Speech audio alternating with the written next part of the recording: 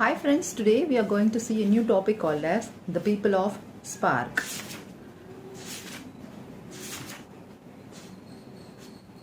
Dear people of Ember, we came down the river from the pipework and found the way to the another place. It is green here and very big. Light comes from the sky.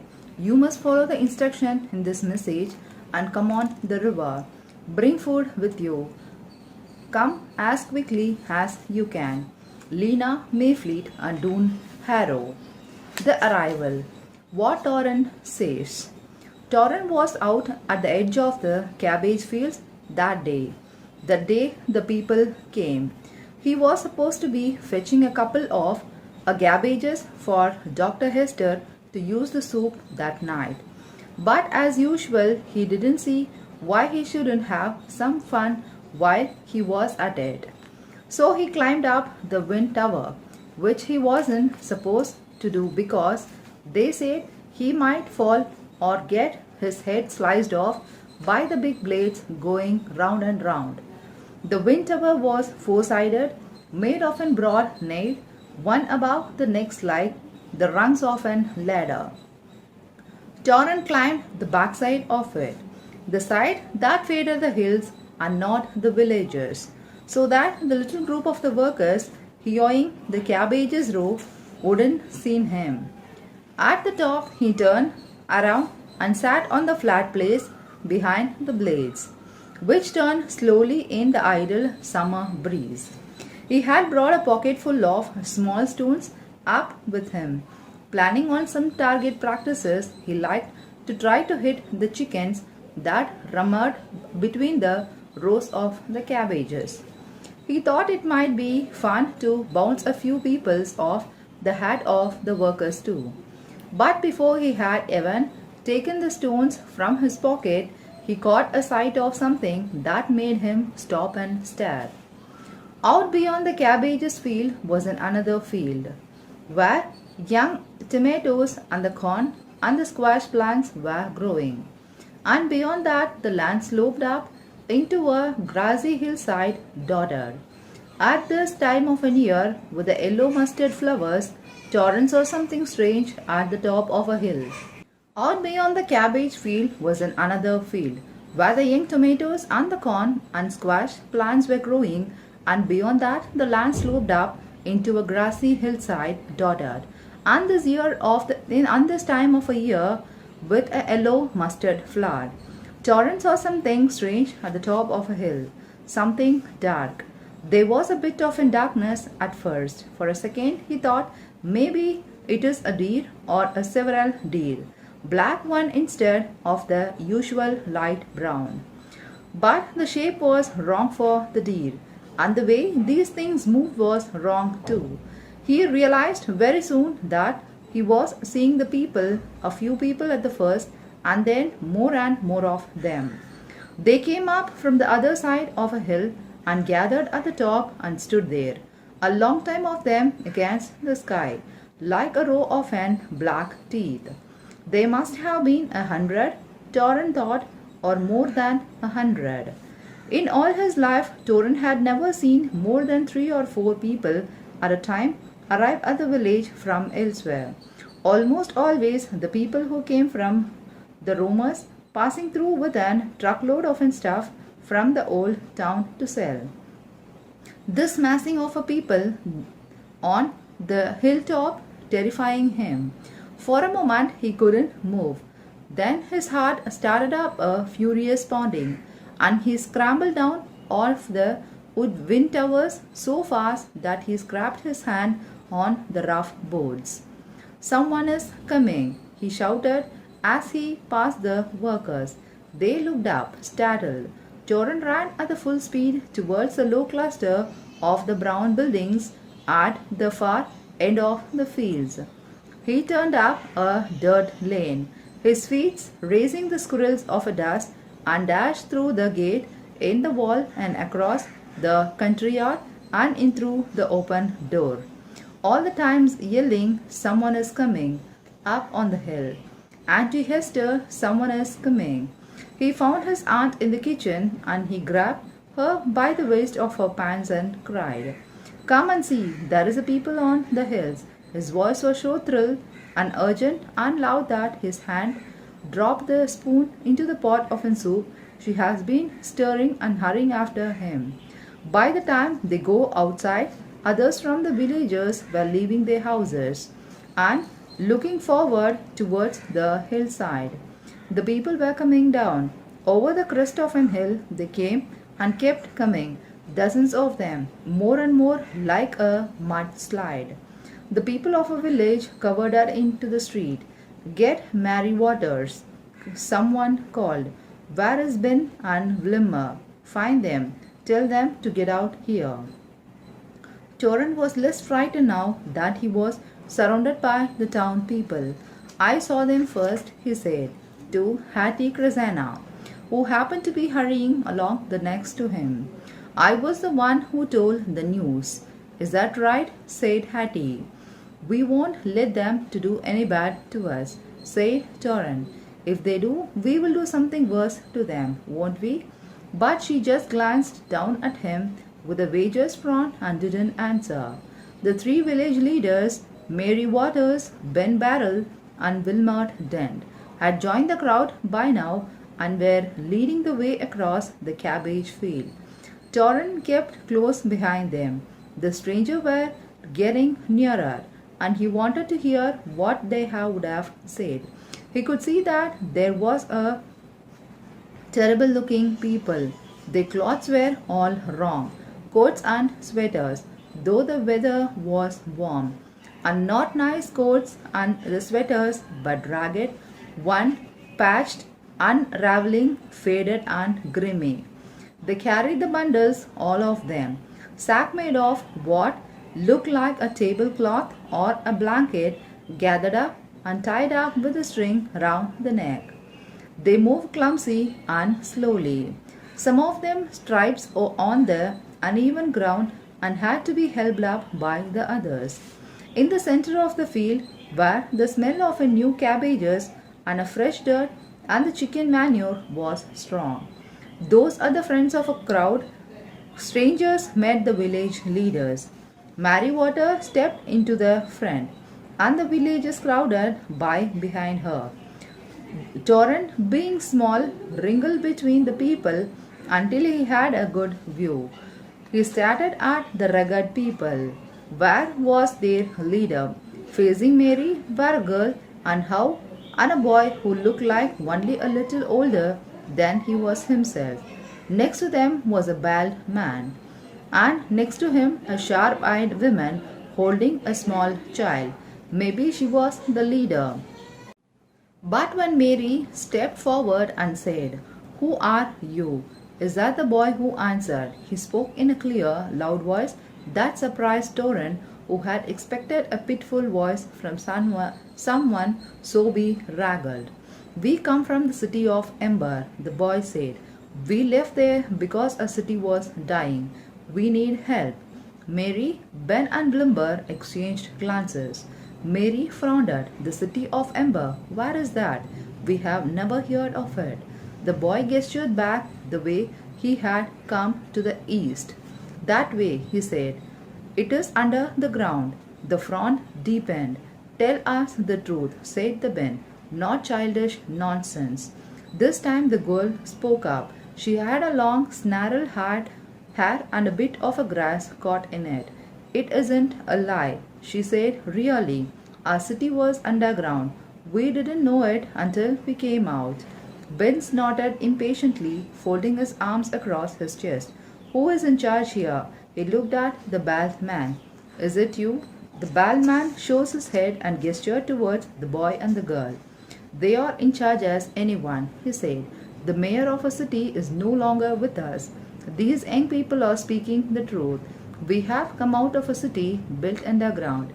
The people around him all nodded and murmured, "Yes, and it's true." "My name is Doon Harrow," said the boy, "and this is Lena Mayfleet. We found the way out of Ember." He thinks he is pretty great, though, Torrent hearing a note of pride in the boy's voice. He didn't look so great. His hair was shaggy and he was wearing an old jacket that was coming apart at the seams and grimsy at the scarf, but his eyes shone out confidently from under his dark eyebrows. We were hungry, the boy said, and thirsty. Will you help us? Mary, Ben, and Blimber stood silent for a moment. Then Mary took Ben and Blimber by the arms and led them aside a few steps. They whispered to each other, glanced up at the great swarm of strangers. Fron whispered some more. While he waited to hear what they had say, Torrance studied the people who say they come from underground. It might be true.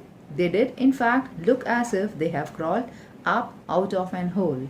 Most of them were scrawny and pale, like the sprouts you see when you lift up a board that has been lying on the ground. Feeble things have tried to grow in the dark. They huddled together, looking frightened. They looked exhausted too.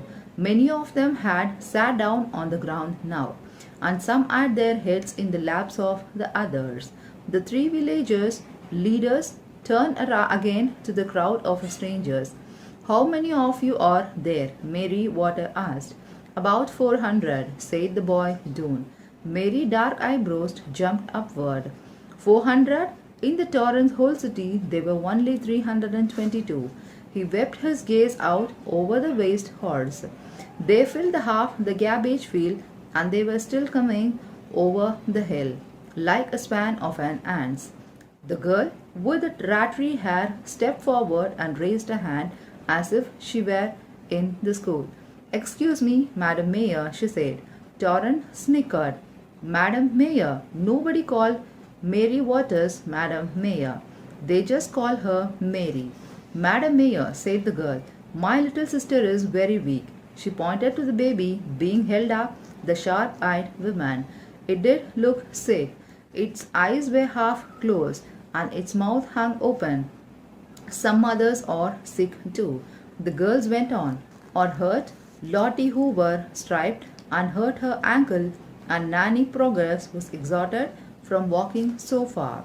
She nearly 8 years old. Is the doctor in your town? Is there a place where the sick people can lie down and take care of them? Mary turned to the Ben and began again, and they spoke to each other in a low voice. Torrance couldn't catch only a few words of what they have said. Too many. But human kindness. Maybe take a few in. Ben rubbed his beard and scrawled. Blimmer kept glancing at the sick baby. After a few minutes, they nodded to each other. Mary said, all right, house me up. Ben and Blimmer bent down and grasped Mary's leg. With a grunty, they lifted her so that she was high enough to see out over the crowd. She raised both her arms and cried, in a voice that came from the depth of her deep chest, people from Ember, welcome. We will do what can we help to. Please follow us. Ben and Whimper sat here down, and the three of them turned and walked out of an cabbage field and towards the road that entered the village. Led by the boy and the girl, the crowd of shabby people followed. Torrance dashed ahead, ran down the lane, and got up onto the low wall that bordered his house. From there, he watched the people from the underground go by. They are strangely silent. Why weren't they jabbering to each other? But they seemed too tired to speak or too stupid. They started at everything, wide-eyed and drop-jawed, as if they had never seen a house before, or a tree, or a chicken. In fact, the chicken seems to be frightened them. They shrank back when they saw them, making a startled sound. It took a long time for the whole raggedy crowd to pass the Torrance house. And when the last people has gone by, he jumped down off the wall and followed them. They were being led, he knew, to the town center, down by the river where there would be the water for them to drink. After that, what would happen? What would they eat? Where would they sleep? Not in my room, he thought. Out from below, The people from the dying city of Ember had come up to the new world only a few days before. The first to arrive had been Lena Mayflies and Dune Harrow, bringing Lena little sister Poppy with them. From a ledge high up in a great cave that held in their city, they had thrown down a message, hoping someone would find it and let the others out. Then they had waited. At first, they have explored the wonders around them. But as the hours passed, they began to worry that their message had not found and they had would be alone in this world forever. Then, in the late afternoon of a next day, Doon suddenly shouted, "Look, they are coming!" Lena grabbed Poppy by the hand. All three of them ran towards the mouth of a cave. Who was it? Who was it coming from? Home. A woman emerged from a darkness fist, and then the two men and three children, all of them squinting against the bright light.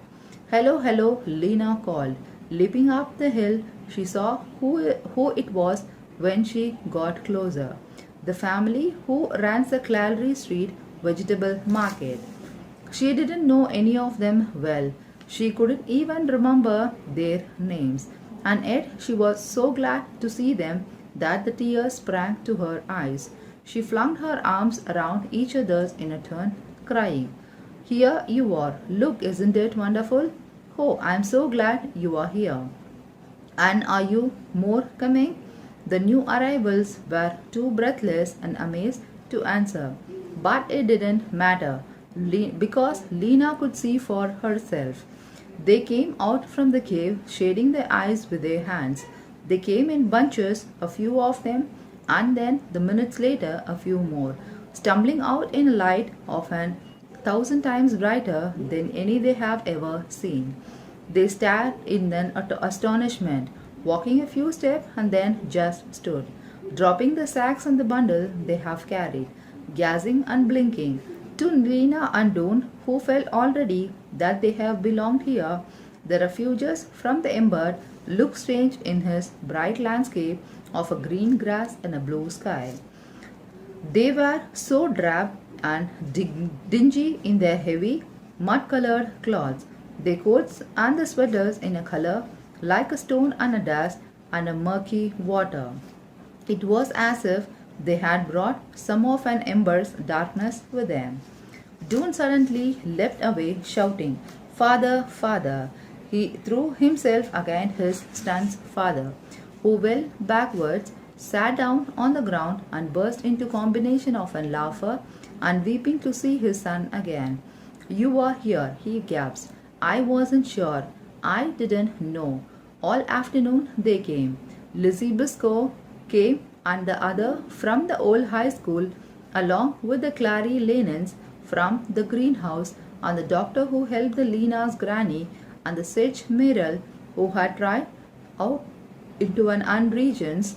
Mr. Mrudo came, walking in her brisk, businesslike way, but giving a cry of a joy when she saw Lena hurtling towards her. People came whose faces Lena recognized, but whose name she didn't remember, like the shoe repair man from the Lewis Street and the little puffy-faced woman who lived in the Sloane Square, and a tall, black-haired boy with a blue-gray eye so light they looked like a grains of metals. What was the tall boy name? She spent a second trying to recall it, but only a second. It didn't matter. These were her people, the people of Ember. All of them were tired and all of them were thirsty. Lena showed them the little stream, and they splashed the water on their faces and filled the bottles there. "What about the mayor?" Lena asked Mrs. Mrudo, but she just shook her heads. "He is not with us," she said. Some of the older people looked terrified to be in such a huge place, and a place that seems to go on without the borders in all the directions. After they had started nervously about them for a while, they sat down in the grasses, hunched over, and put their heads to their knees. But the children ran acrossly in an intensity, touching everything, smelling the air, splashing their feet in the streams. By evening, 417 people arrived. Dune kept the track.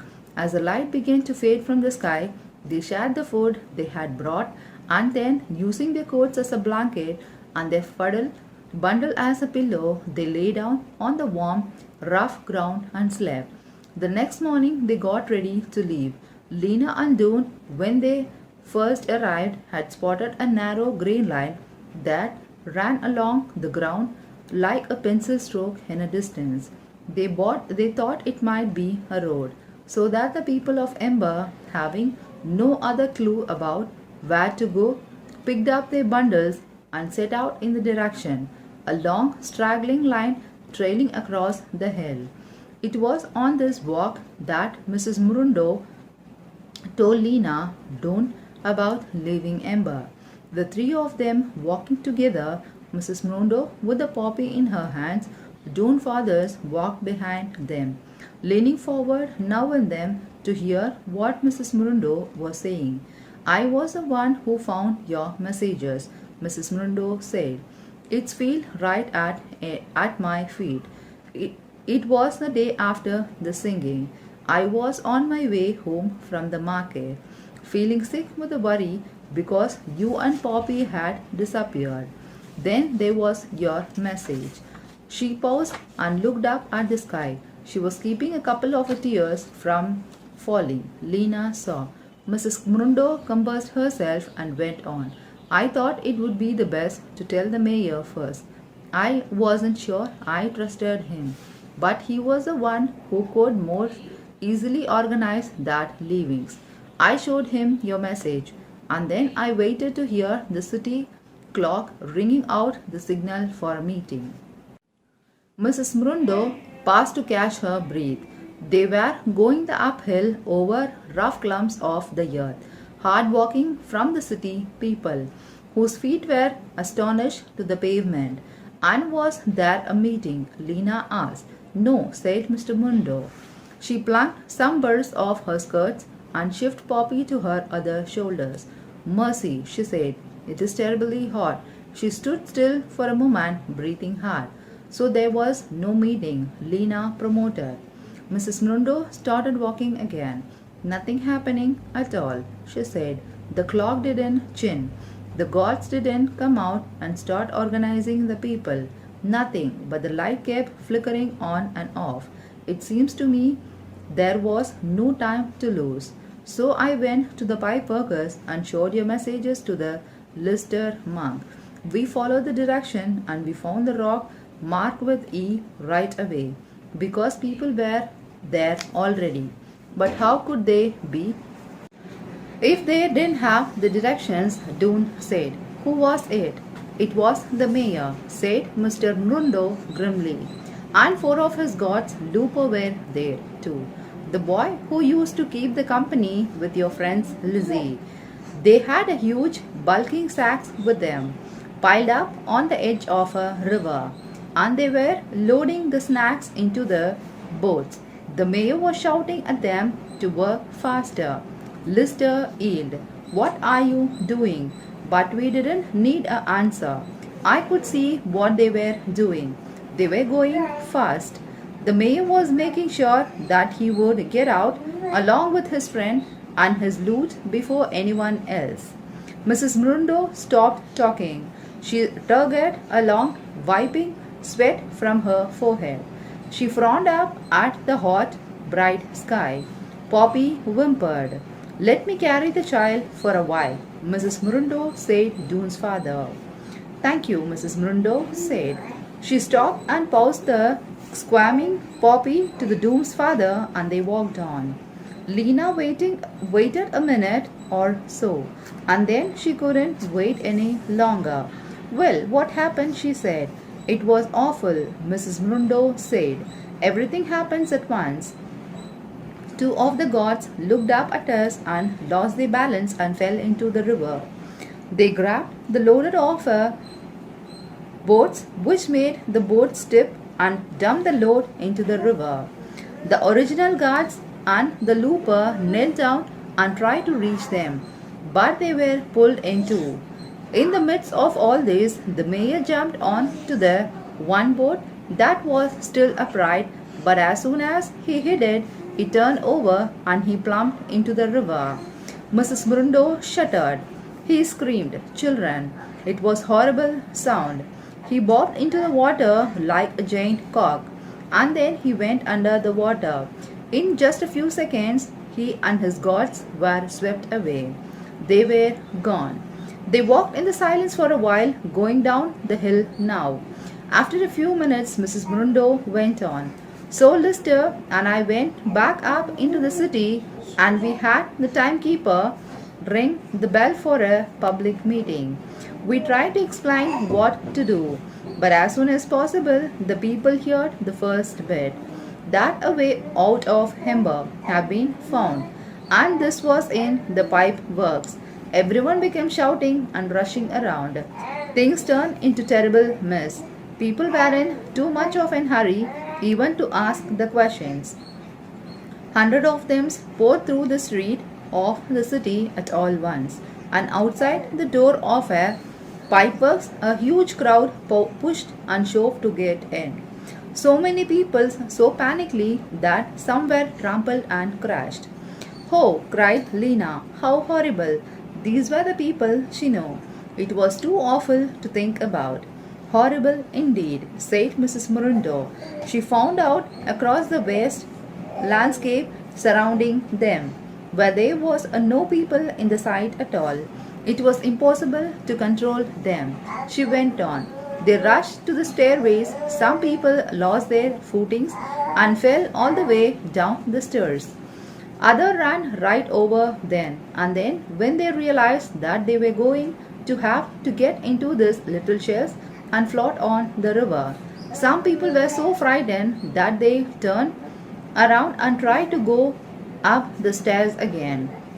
And some were so eager to get going that they jumped into the boats and capitalized them and fell into the river and were drowned. She raised her eyes to Lena's. "I saw everything that happened," she said. "I will never forget it."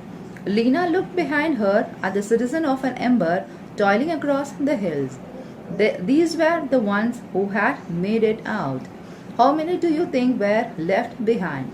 she asked Mrs. Murundo. Mrs. Murundo just shook her head. "I don't know," she said. "Too many." "And have our lights gone out forever and now?" "I don't know that either. But if they haven't, they will soon." Hot as she was, Lena shuddered. She and Doon exchanged a look. They were thinking the same thing, she was sure.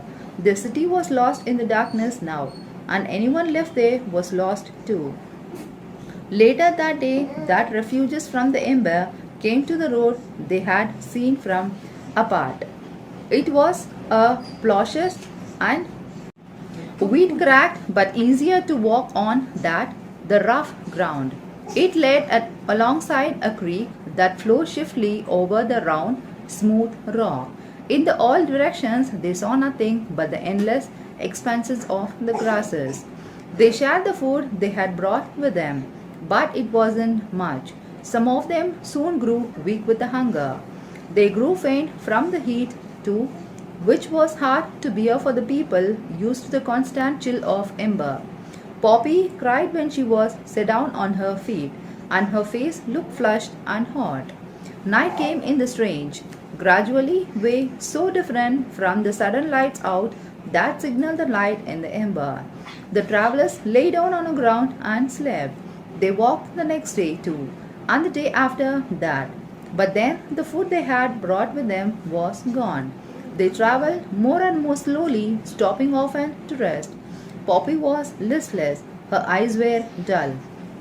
Finally, around the middle of the following days, they trudged upon still another hill. And from there, they saw a sight that made many of them weep with their relief. Farm fields lay below them in a wide valley, and beyond the fields, where the stream they had been following joining a river, was a cluster of low brown buildings. It was a place where the people lived. Like the others, Lena was glad to see it, but it wasn't a bit like the city she has imagined. The one she had drawn the pictures of back in Ember, the one she had hoped to find it the new world. The building of the city had been tall and majestic and sparkling with the lights. That city must be somewhere else, she thought as she started down the hills. She find it no not today but some days. Thought the village. The woman who has greeted them led the people of the ember in the town. They went down on a dusky street past buildings that looked as if they had been made out of an same brown earth that was underfoot. They were heavy looking, imperfect buildings. Their walls was fat and lumpy, rounded smooth at the corners. Lena saw the cracks in the walls and crumbled the places where the bits of a window, ledge, or a step had fallen away. Paths on the alleys and the strips of a garden would between the houses. It was clear that no one had planned this place. It was clear that no one had said that not the way of an buildings and the planned ember. This town must have grown, one bit added to the next and another bit added to that. Plants grow anywhere in ember. The only plants in the greenhouses, unless you counted the mold and the fungus which grows on the trash heaps and sometimes in the kitchens and the bathrooms. Here the flowers and the vegetables grow together beside every houses. Plants sprang up alongside the street, climbed walls, crawled over the fences, pushed up through the cracks in the stairways, tumbled out of a big pot and over the window sills and even down from the roofs. They were the animals too, huge, amazing, terrifying animals. Fenced in a place at the edge of a town, Lena saw 4 brown animals much bigger than she was, with a squarish head and a long, tastered tails. Farther on, tethered to post in the front of a house was an yellow-eyed creature with the 2 spikes poking out of its head. When she walked by, it suddenly stayed Ma, and she sickered away in the fright. She turned to look from the Doon, who had fallen a little behind. She found him stopping over, peering at some yellow flowers growing next to a wall. Look at this, he said when she came up beside him. He pointed to the flower's tube-shaped center. There is a spider in there, the same exact yellow as the color. There was. Only Doom would notice such things. Tugging at the sleeve of his jacket, she said, "Come on, stay with us." And she hurried him up towards the front of a line to join his father and Mrs. Murundo and Poppy. These 4 people, Poppy and Mrs. Murundo, Doon and his father, were Lena's family now, and she wanted them close around her. Only Poppy was really related to her, but Mrs. Munro was like a mother. She had taken Lena and Poppy in her house when their grannies died, and she would have kept them with her if they haven't had to leave the city. Doon's father was part of her family just because he was a Doon's father, and Doon himself, he was the one who would have been Lena's partner in finding the way out of Ember. There were a tie between the 2 of them that could never be broken. On they walked down on one street, up another, around the curves and the downs, through the narrow passage. Everywhere people stared at them. Some leaned from the open windows. Some sat upon the roofs, their legs dangling over the side. Some stood still in the midst of an work they had been doing, their shovel or the broom in their hands. These peoples were taller and browner than the people of Ember. Were they friendly? Lena couldn't tell. A few children waved and giggled. After a while, the refugees came out from the narrow street into a wide open area. This must be like an Ember's Harkin Square, Lena thought, a place in the center of a town where the people gathered. It wasn't square, though. It was the most like a round half circle paved in the dusty brown bricks. What this place called? Lena asked Mary Waters, who was walking just ahead of her. The plaza, Mary said. Plaza? Lena had never heard the word before. It was her first new world. On one side of a plaza was the river. On the other side was a stall in an thatched roof and a small building with a display racked out in a front holding the faded looking cloths, shoes with the thick black soles, candles, brooms, pots of an honey and jam, along with a plenty of things that Lena didn't recognize. A bigger building stood at a plaza's far end. It had a wide step in the front, a double door, and a tower with the windows up high that looked out the plaza. Next to it was a tremendous plant of some kind of an great pole much higher than the building, with the branches like a graceful, down sweeping arms and leaves like a bristle. What is that? Lena asked a woman who was standing at the edge of a plaza, watching them go by. The woman looked startled. That was our town hall, she said. No, I mean the big plain next to it. The big plant, the pine trees. Pine trees, said Lena. I have never seen a pine tree. Her second word, pine tree. The woman gave her an odd look. Lena thanked her and walked on. Step this way, please, said Mary, who was trying to keep the unruly refugees in order. There is a plenty of water for you here, both in the river and in the fountain. She pointed to the middle of the plaza where there was a pool of water circled by a low wall. The water in the middle of a pool jumped into a column of a bubble and spray that splashed back down and jumped up again constantly. The people of an ember surged forward. Dozens came to the edge of a river and bent down to bat their faces with the water.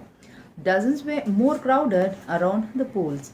Children splashed their hands in it, crawled up on the rims, and tried to reach the leaping water in the middle. Some of the children jumped in and had to be halted out by their parents. People at the rear of the crowd pushed forward, but people at the front weren't ready to be pushed. Suddenly they were yelling and jostling and the water sloshing out on the pavement. Lena slipped and fell down, and someone tripped over her and fell too. Please, shouted Mary, her deep, loud voice rising above the uproar. Order, order, shouted a man's voice. Lena heard the other voice too. As she struggled to her feet, the voices of the villagers crowding in at the edge of a plaza. Get back, Tommy, get away from them. Where did you say they came from? Under the ground. Are these people like us, Mama? As child said, or some other kind. Of course, we are like you, thought Lena. Aren't we? Or the more kinds of people than one. She got to her feet and wrung out the hem of her sweater, which was sobbing wet. She spotted Mrs. Murundo on the other side of a plaza and headed towards her. The commission finally succeeded. The people of an ember, their thirst quenched, gasped about them in an wonder. Everything was strange and fantastic to them. They stood with their heads cranked back, gazing at a towering plant and the peeping creatures that flitting around in them. They stopped down to touch the bright flowers. They peered in the doorways and the window. The children ran down the grassy bank of the river, tore off their shoes and their socks, and dunked their feet in the water. Old people, exhausted from their long walk, lay down behind the bushes and went to sleep. The three town leaders began moving among the people of their village, talking with them in low voices for a minute or two. They nodding and moving on. Lena saw these town people a glance at the new arrival with worried looks. They didn't seem to know what to say. Lena could understand why. What would the mayor of an ember have done? For instance, if the 400 people had suddenly arrived from the unknown regions. By this time, the sky was beginning to darken. A few town people started calling the refugees too. Come this way, call your children, please sit down. They stood at the edge of a crowd with their arms stretched out and nuddled between inward until finally all the 400 people were squeezed into the plaza, gathered around the wide step in the front of an town hall where three leaders were standing. Mary Vastus raised her arms above her head and stood that way without speaking for several seconds. She looked powerful, Lena thought, even though she was very short. The way she stood with her feet planted slightly apart and her back straight made her seem almost to be growing out of the ground. Her black hair was streaked with a grey, but her face was smooth and strong bonded. Gradually, people fell silent and turned their attention to her. Greetings, she cried. My name is Mary Waters. This is Ben Barlows. She pointed to one of the men standing next to her, a wiry man with a stiff, grey, box like beard jutting from his skin. He had two wrinkles like the number 11 between his eyebrows, and this is a Wilmer Dent, she said, pointing to the other man. He was tall and thin with a wispy, rust colored hair. He smiled and wavering the smile and waggled a few fingers in the greeting. We are the three leaders of this village, which is called as Spark. 322 people live here. I understand that you come from a city 3 days walk away. I must say this is a surprise to you us. We have not been aware of any post-disaster settlements nearby, much less a city. What does post-disaster mean? Lena whispered to Doon. I don't know, Doon said. Mary Walters clears her throat with a gruff sound and took her breath. We will do our best for you tonight, and tomorrow we will talk about your plans. Some of our households are willing to take in a few of you for the night. Those with the young children and those who are in the old or ill. The rest of you may sleep here in the plaza. Those who go with the householders will share in these evening meals. Those who stayed here will have been given bread and fruits. There are a scattering of an applause from the people of Ember. Thank you. Several voices cried out. Thank you so much. What is bread? Lena whispered to Drew. He shrugged his shoulders. Will all those who most need the shelters for the night please stand? Mary Walters called. As I said, those with the children and the elderly and ill. A rustle swept through the crowd as the people got to their feet. Voices murmured, Stand up, father. You go, Villa. No, I'm all right. You go. Let's Arno go. He sprinkled his foot. Because of Poppy, Lena and Mrs. Murdo stood up. Doon remained sitting, and so did his father. The brilliant yellow ball in the sky was traveling downwards now, and the shadow grew longer. Night was coming, and with the gathering darkness, Lena's spirits grew darker too. She thought of a green and a blue bedroom she had moved in back to Mrs. Murdo's house in Ember. The lovely room she had been so glad to have. She was a homesick for it. Right now she couldn't have been happy to have a bowl of an turnip soup and then crawl between the covers of a bed in that room, with Poppy next to her, and Mrs. Mundo out in a living room, dying up and the grey clock of an ember about to strike 9. The hours when the light went out, she knew that this place, the village of Aspar, was alive, and the ember was dead, and she would not want to go back there even if she could. But right now, as the air grew silly and whispered against her skin, and a strange bed in a stranger house waited for her, so long for what was familiar. Mary Waters was calling out the names. At each name, some from the village stepped up and said how many people that households could take. Lean Parson, a tall woman in a black dress, came forward. 2 people, she said, and Mary Walters pointed at an old couple and the front of a car of refugees who picked up their bags and followed the tall woman. Ranlo Bonto, called Mary. A big, red-faded man said 5. The Cranbridge family, with their 3 small children, went with them. Ever Mills, 4. Lanny Mokris, 2. Janny Gracie, 3. It went on for a long time. The sky grew darker and the air cooler. Lena shivered. She united her sweater from around her waist and put it on. Lights and the warmth must go together here, she thought. A warm in the day when the bright light was in the sky, and cool at the night. In Ember, the lights made no heat at all, and the temperature was always the same. At the edge of a plaza, someone was raising a flame tipped stick and lighting the lanterns that hung from the eaves of building. They glowed the deep yellow and red. Mary was pointing at Mrs. Murudo now. You, ma'am, she said, your child looks the sickest of anyone. We will send you home with our doctor.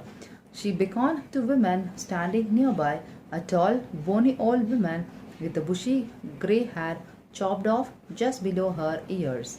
She was wearing a loose pants of an faded blue and a rumpled tan skirt that was buttoned crookily. So one side hung down the lower than the other.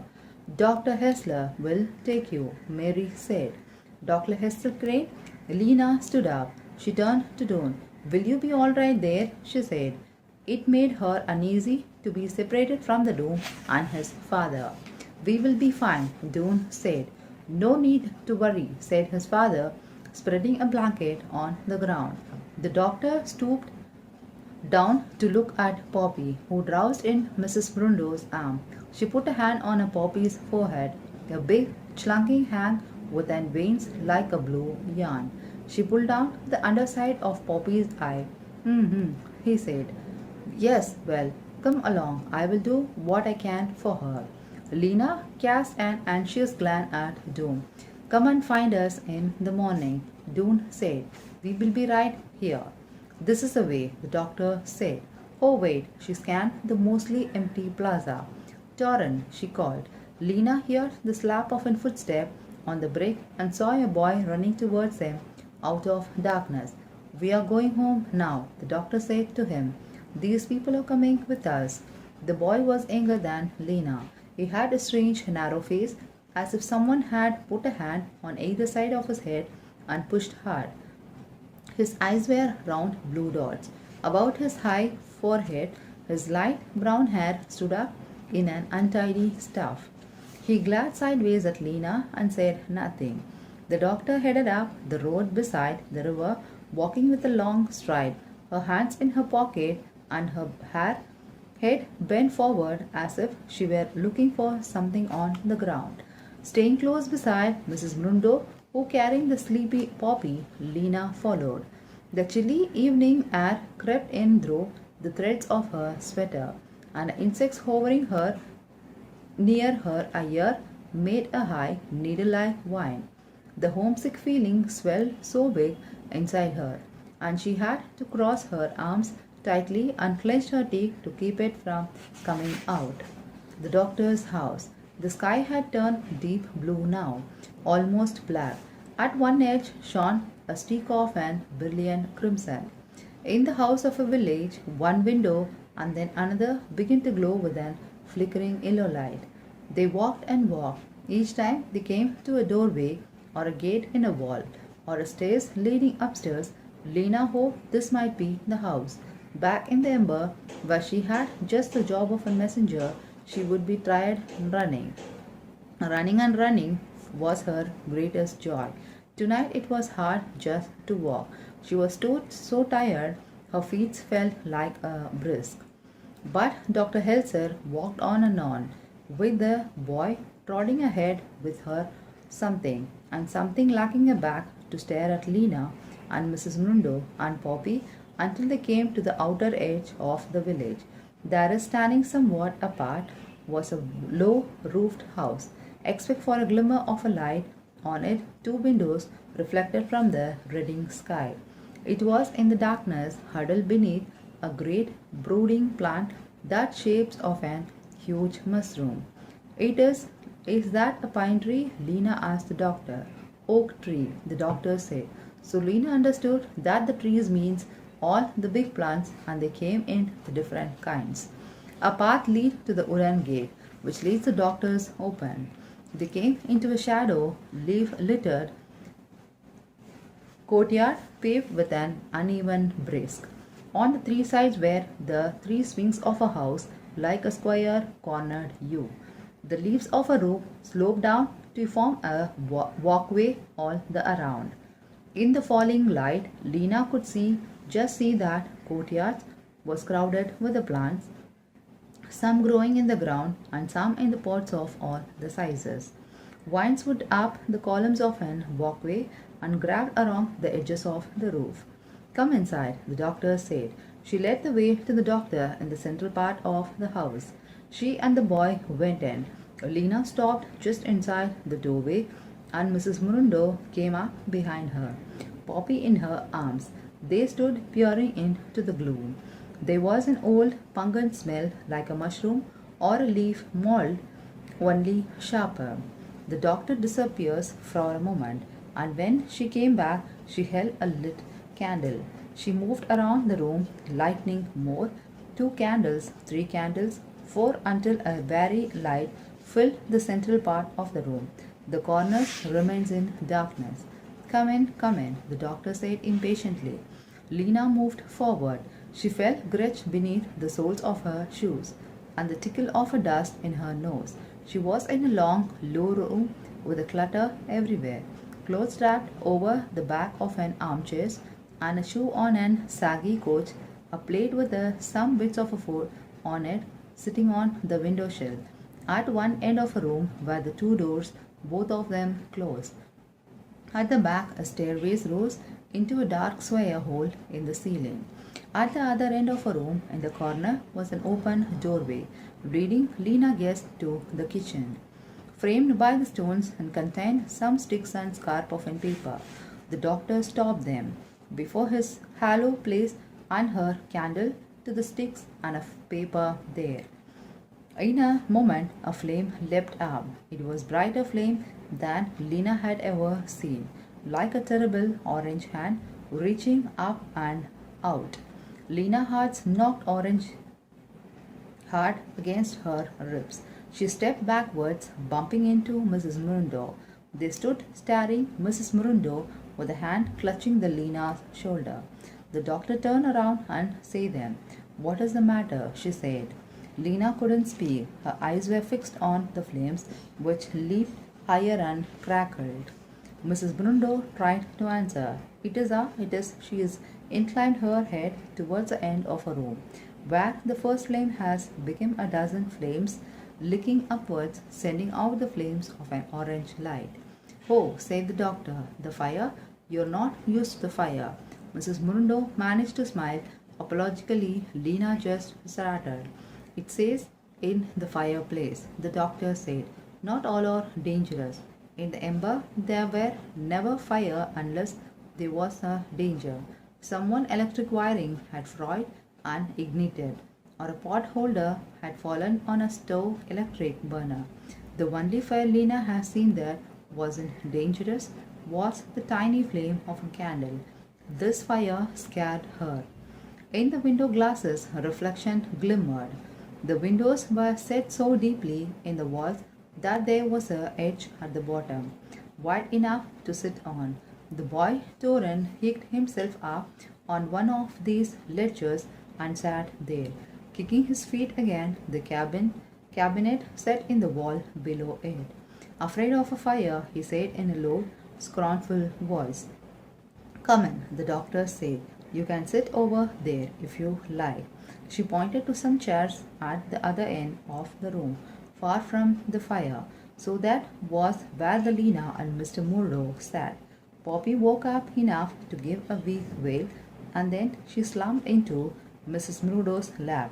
This will likely be the last fire of the season.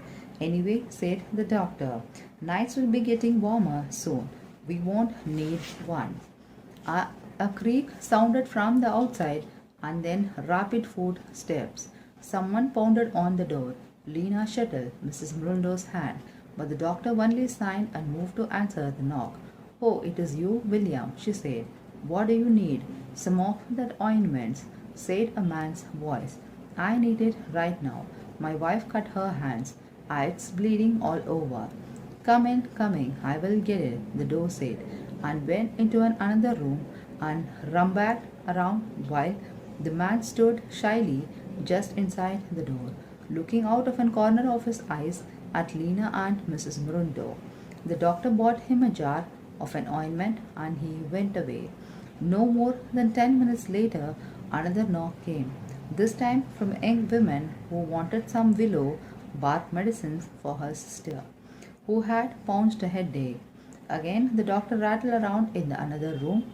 She came out with a small bottle, and the woman hurried off with it. Are you the only doctor here? Mrs. Mundo inquired. Yes, said Dr. Pfister. It is never-ending job. She suddenly looked worried. Did I give William the right jar? Yes, yes, the one off the third shelf.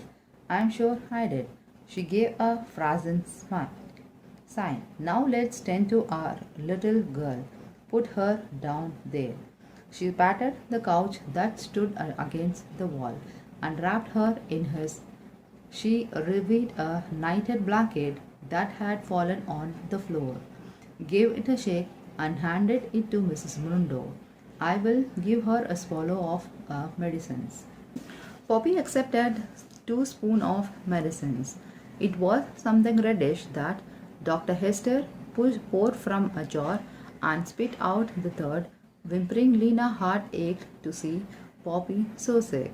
Most of the time, Poppy was a ball of an energy, so quick and curious you never knew what she would do next. She might clue up a valuable document, for instance, or a trot of an explosion on her own at exactly the wrong moment. Now she was limp and pale, like a little sprout that hadn't been watered. Mrs. Mrudo laid her on the bed. Lena sat her and stroked her hair, and quite soon as she went to sleep, Doctor disappeared into the kitchen, and Torrent climbed the stairs and vanished into the room above.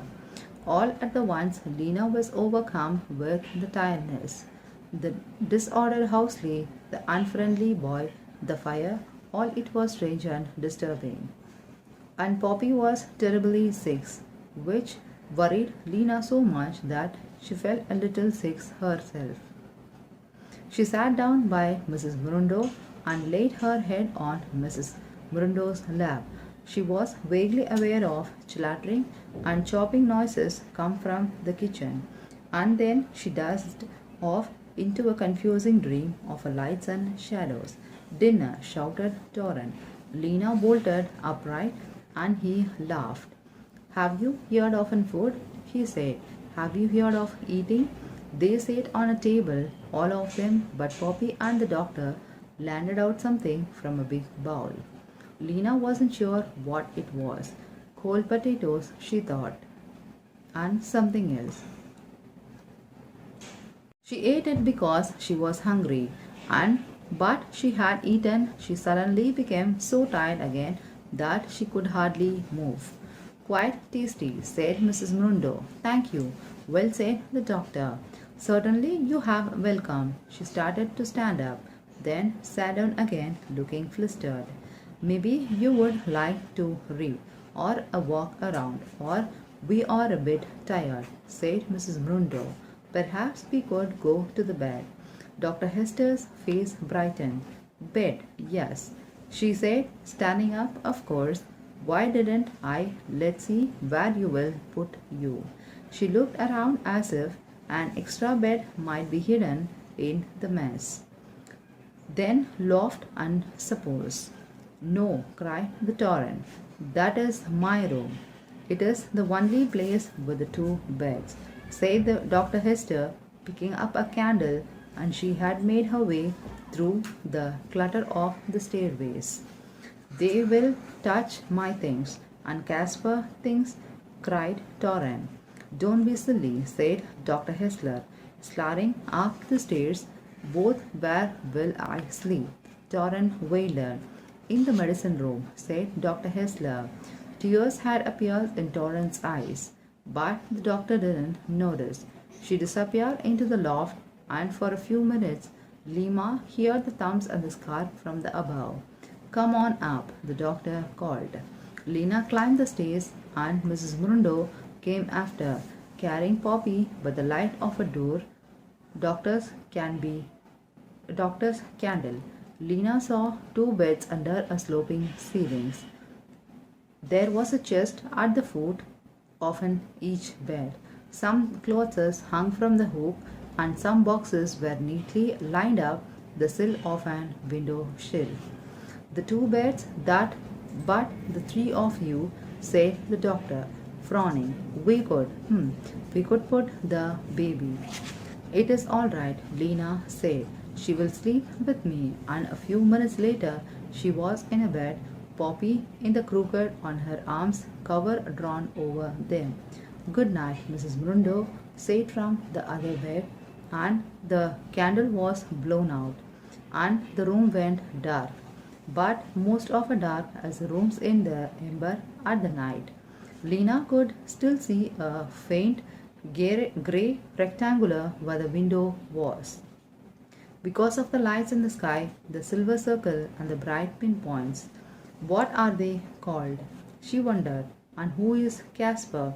And now can the doctor stand to have that huge, awful fire right there on the floor? Or her house. Everything here was an opposite of Ember.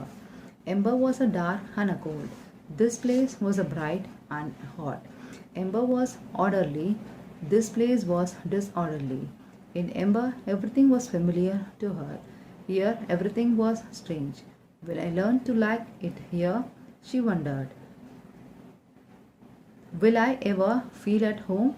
She held Poppy tight against her and listened to her snuffy breathing for a long time before she fell asleep. Thank you.